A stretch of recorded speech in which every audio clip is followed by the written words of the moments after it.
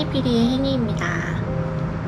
오늘 제가 이 브이로그 영상 말고 다른 영상으로 여러분들을 찾아오게 된 이유는 우리 아이에게 수분밴드를 사용할 때 어떻게 사용을 해야 하는지 또 주의점이 있는지에 대해서 여러분들이랑 함께 얘기를 해보려고 해요. 제 하민이가 바닥에서 이렇게 팔을 쓰는 행동을 많이 하고 배밀이를 시작하다 보니까 팔꿈치에 상처가 나기 시작하더라고요. 진물이 나고 흉터가 나오면 안 되니까 수분밴드 사용을 해보자 하고 저도 공부를 좀 해봤어요. 이제 병원에서 환자분들한테 쓸 때는 성인분들한테 사용을 하는 거니까 평소대로 썼었는데 혹시나 아기에게 사용을 할 때 내가 주의해야 할 점이나 다른 사용 방법이 있는지에 대해서 알아야 할 것 같아서 공부를 좀 했고요. 저처럼 여러분들도 궁금해 하실 분들이 많을 것 같아서 같이 나누고자 영상을 만들었습니다. 그러면 이제 수분밴드에 대해서 한번 알아보도록 할게요.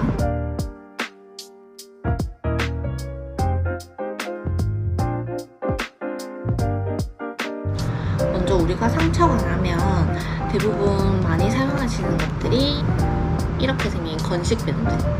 이제 상처가 났을 때 상처 위에 붙이면 이물질이 침범하지 못하게 막아주는 역할을 합니다.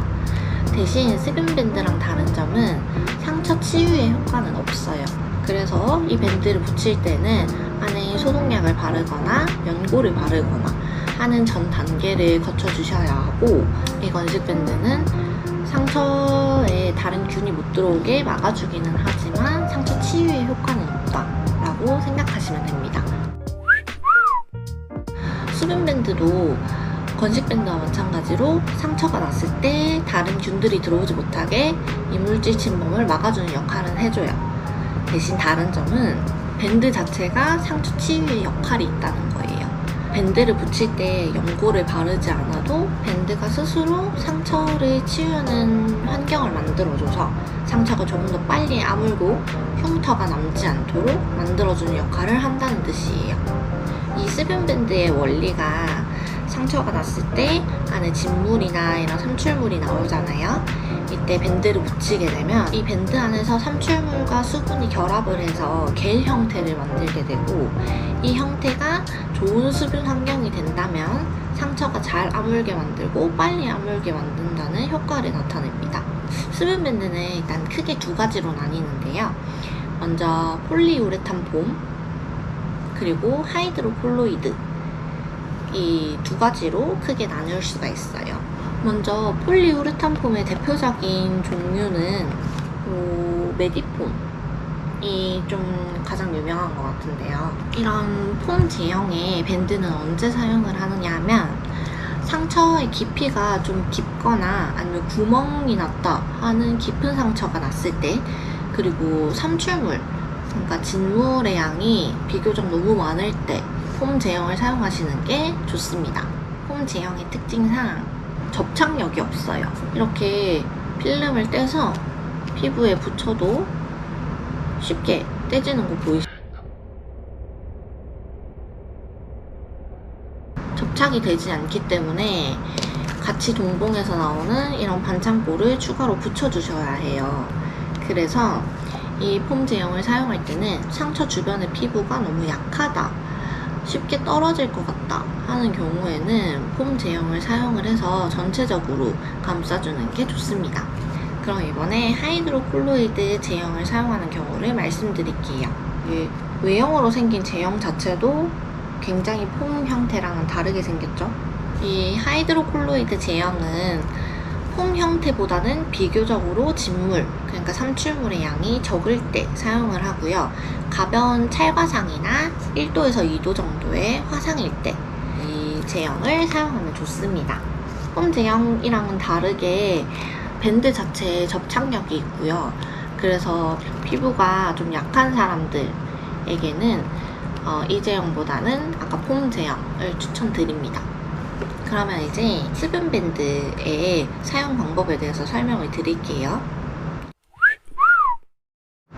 만약에 아이가 상처가 났어요. 그러면 첫 번째로 일단 흐르는 물이나 식염수에 상처를 씻어줍니다.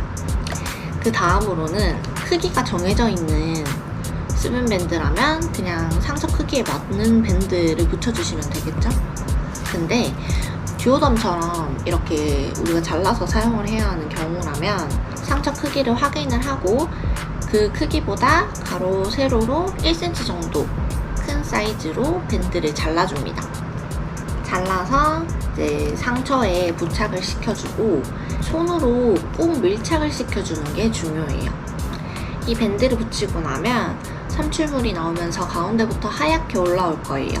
그 하얗게 올라오는 부분이 가장자리까지 가기 전까지는 밴드를 붙여주시고 계셔야 돼요. 이 기간은 최소 하루 이상은 꼭 붙여주시고 있어야 하고 점차 진행이 될수록 삼출물이 좀 줄어들 거예요. 그러면 3일에서 4일 간격으로 교체해주시는 게 가장 좋습니다. 이제 사용을 할 때 주의해야 할 점을 한번 알아볼게요. 먼저 아까 상처가 났을 때 흐르는 물에 세척을 해야 한다고 말씀드렸죠. 이때 중요한 점이 소독약을 바르지 않는 거예요. 스분밴드 자체가 삼출물이 나와서 스분 환경을 만들어야 하는데 소독약이 이 환경을 만드는데 방해하는 역할을 합니다. 만약에 내가 소독약을 바른 상태다 하면 그 소독약이 충분히 마를 때까지 기다려 주셨다가 스분밴드를 붙이시면 됩니다. 그 다음 주의점은 밴드를 붙이기 전에 연고를 안 발라도 될까요? 하는 의문이 드실 텐데요. 연고가 발라져 있으면 이 미끌미끌하고 연고의 성분 때문에 진물이 제대로 올라오지가 못하게 돼요. 밴드 안에 촉촉한 환경이 만들어지지 않겠죠? 그렇기 때문에 연고도 바르지 않고 밴드만 붙이시면 되고요. 만약에 소독약과 똑같이 내가 연고를 이미 발라버렸다 하는 경우에는 연고가 충분히 피부에 흡수될 때까지 기다렸다가 그 다음에 밴드를 붙이시면 좋습니다. 마지막으로 이 스분밴드를 사용하면 안 되는 경우가 있어요. 상처가 났는데 다른 균이 묻어서 감염이 된 상태다. 이 상처가 너무 곪아버렸거나 피가 너무 많이 난다 하는 경우에는 스분밴드를 사용하시면 안 됩니다. 왜냐면 균에 감염된 상처에는 이 촉촉한 환경이 균을 더 악화시키는, 균을 더 많이 만드는 환경을 만들 수가 있어요. 그렇기 때문에 이미 감염되었거나 곪은 상처에는 스분밴드를 절대 붙이시면 안 됩니다. 이렇게 오늘 스분밴드에 대해서 알아봤습니다. 저희 아이한테도 상처가 나고 거기서 진물이 나고 하는 걸 보니까 너무 마음이 아프고 이 상처가 흉터로 남지 않았으면 좋겠다는 마음이 크더라고요. 저랑 비슷한 마음을 가진 부모님들이 많다고 생각을 하고요. 그래서 이 스분밴드를 잘 사용해서 우리 아이의 상처 잘 관리해 주시기 바랍니다. 그럼 우리는 다음 영상으로 만날게요. 안녕.